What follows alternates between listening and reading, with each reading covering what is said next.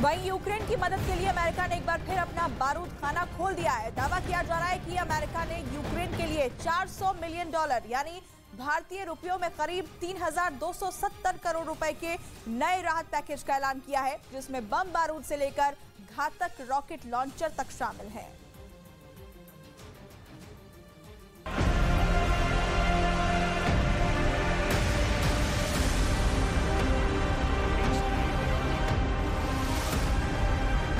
मैदान में डटे ज़ेलेंस्की के जाबाजों के लिए नाटो देशों ने वो सब किया जिसकी मांग ज़ेलेंस्की और उनकी सेना ने की।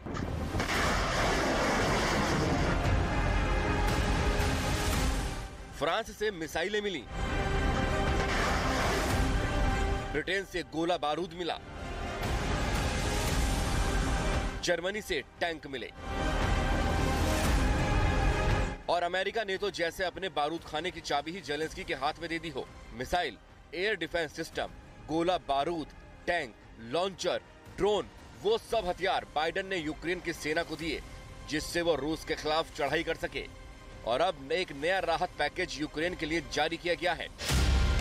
दावा है कि व्हाइट हाउस ने यूक्रेन के लिए $400 मिलियन के नए राहत पैकेज का ऐलान कर दिया है।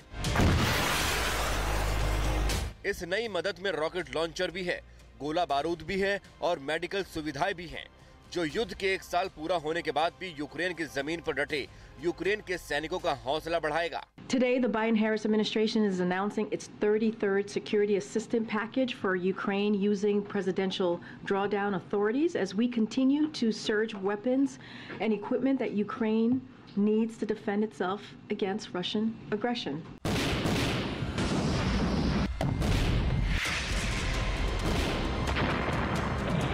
पिछले राहत पैकेज में अमेरिका ने यूक्रेन के सैनिकों को पैट्रियट ट्रेनिंग और पैट्रियट सिस्टम की सप्लाई का दावा किया था। ट्रेनिंग अमेरिका में भी जारी है।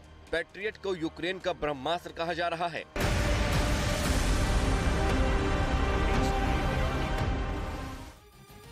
और दावा किया जा रहा है कि पैट्रियट के यूक्रेन की जमीन पर सेट होते ही रूस की सेना का कीव घुसना नामुमकिन हो जाएगा।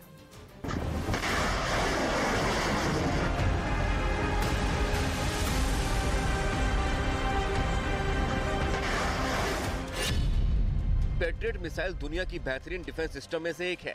ये बैलिस्टिक मिसाइल, क्रूज मिसाइल और फाइटर जेट्स को नष्ट कर सकती है। पैट्रियट 150 किलोमीटर दूर दुश्मन की मिसाइल को तबाह कर सकती है। पैट्रियट मिसाइल के एक ट्रक में 8 लॉन्चर होते हैं।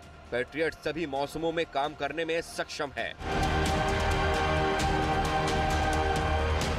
नए राहत पैकेज में हिमार्स का भी जिक्र है, जो आग उगलने के लिए जाना जाता है। हिमार्स की एक मिसाइल जिस जगह पर गिरती है खंडहर बना देती है। हिमार्स की मारक क्षमता करीब 80 किलोमीटर तक है। हिमार्स का वजन बेहद कम है, जिस वजह से हिमार्स को लाना ले जाना आसान है। हिमार्स के एक सिस्टम में 6 रॉकेट लॉन्चर होते हैं, जिनकी लंबाई लगभग 7 मीटर की है।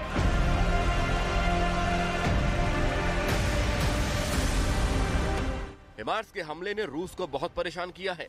खैरसोन से भी रूस को इसीलिए पीछे हटना पड़ा, क्योंकि यूक्रेन ने हाइमार्स के इतने रॉकेट बरसाए कि पुतिन की फौज उनके सामने टिक नहीं पाई। अब बाकी इलाकों में भी ज़ेलेंस्की के जवान डटे रहें, इसके लिए बाइडेन अपना बारूदी गिफ्ट भेज रहे हैं।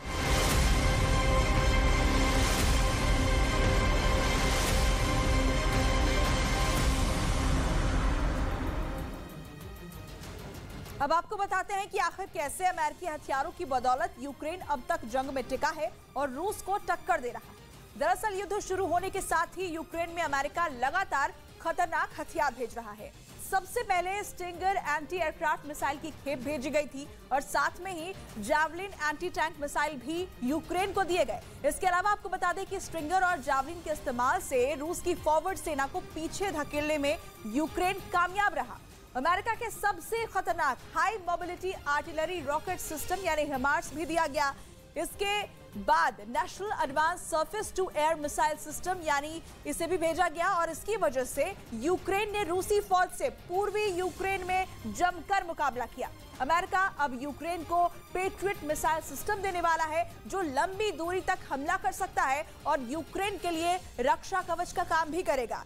पैट्रियट पर अभी यूक्रेनी जवानों की ट्रेनिंग जारी है। संभावना जताई जा रही है कि इसी महीने ट्रेनिंग खत्म होगी और पैट्रियट मिसाइल जंग के मैदान में उतर जाएगी।